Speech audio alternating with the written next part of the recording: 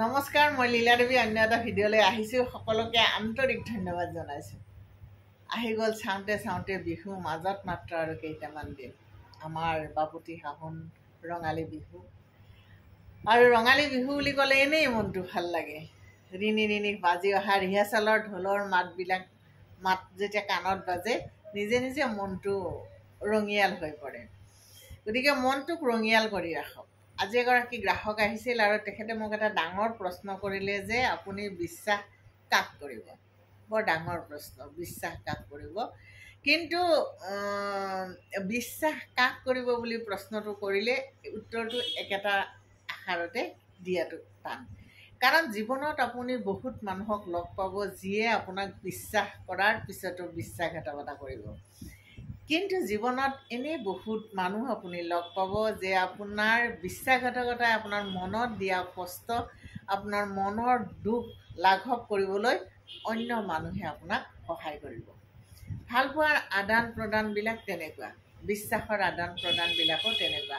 কোন মানুহে আপোনাক কেতিয়া বিশ্বাসঘাতকতা কৰে তাৰ কোনো নিৰ্দিষ্ট সংজ্ঞা নাথাকে। যেনে বিজ্ঞান বা গণিতৰ যিবিলাক সূত্ৰ থাকে, এই কথাবিলাকৰ, এই দৰ্শন বা এই ভাৱধাৰাৰ এই যি আদৰ্শন, তাৰ কোনো আচলতে সূত্ৰ নাই।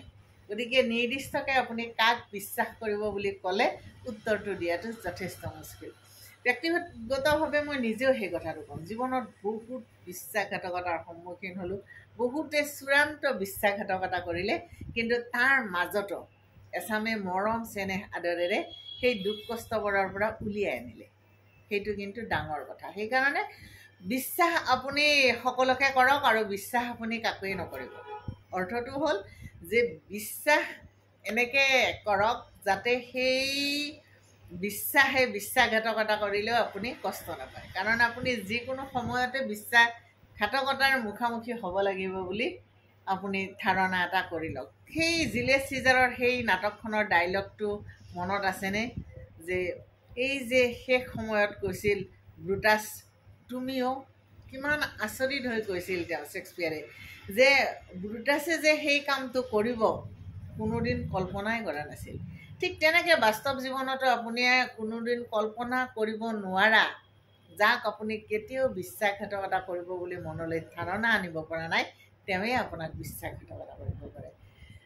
আপুনি ভাবি চাওকচোন, 9 মাহ গৰ্ভত ধাৰণ কৰা, তাৰপিছত জন্ম দিয়া, তাৰপিছত তুলি তালি ডাঙৰ কৰা সন্তানে মাক দেউতাকক বিশ্বাসঘাতকতা কৰে। গতিকে সাধাৰণ মানুহ কি, ভাল পোৱাৰে জীৱন জীপাল কৰিম বুলি প্ৰতিশ্ৰুতি দিয়া এজন প্ৰেমিক প্ৰেমিকা, এহাল প্ৰেমিক প্ৰেমিকাই ইজনে আনজনক যিকোনো মুহূৰ্ততে বিশ্বাসঘাতকতা কৰিব পাৰে। চিৰদিন একেলগে থাকিম বুলি প্ৰতিশ্ৰুতি দি হোম যজ্ঞ কৰি ৰাইজক মাতি সাক্ষী কৰি বিবাহপাশত আবদ্ধ হোৱাৰ পিছতো পতি পত্নী এজনে আনজনৰ লগত বিশ্বাসঘাতকতা কৰিব পাৰে। গতিকে আপুনি বিশ্বাস কাক কৰিব? কিন্তু তাৰ বিপৰীতে এচামে বিশ্বাস কৰিয়েতো জীয়াই আছে। গতিকে আপুনি কাকো বিশ্বাস নকৰিব সেই কথাটোও শুদ্ধ নহয়, আৰু সকলোকে বিশ্বাস কৰিব সেই কথাটোও শুদ্ধ নহয়। জাগি শুবা, বাচি খাবা, এই কথাটোক শিৰোধাৰ্য কৰিয়ে আপুনি আগবাঢ়ক জীৱনৰ বাটত। বহুত শুভকামনা। বিহু আহি আছে, ৰঙেৰে জীপাল হৈ পৰক। ফাকুৱা গ'লে, ফাকুৱাত ৰঙীন হ'লেই আপোনালোকে এতিয়া বিহুত ৰঙীন হওক, জীপাল কৰক। নতুন নতুন সপোনেৰে, বাস্তৱত দেখা সপোনেৰে জীৱনটো জীপাল কৰি ৰাখক। সকলোৰে লগত মিলা প্ৰীতি বান্ধনেৰে বান্ধ খাই থাকক। এটা কথা কিন্তু সদায় দৃঢ় হৈ থাকিব, নিজে কেতিয়াও কাকো বিশ্বাসঘাতকতা নকৰে। আপুনি যদি নিজেই নকৰে, তেতিয়াহ'লে অন্ততঃ আপোনাৰ অন্তৰত এটা শুদ্ধতা থাকিব যে মই কাকো বিশ্বাসঘাতকতা কৰা নাই। সেই দৃঢ়তাই, সেই সুখখিনিয়ে আপোনাক জীপাল কৰি ৰাখিব চিৰদিন। নমস্কাৰ, কুশলে থাকিব।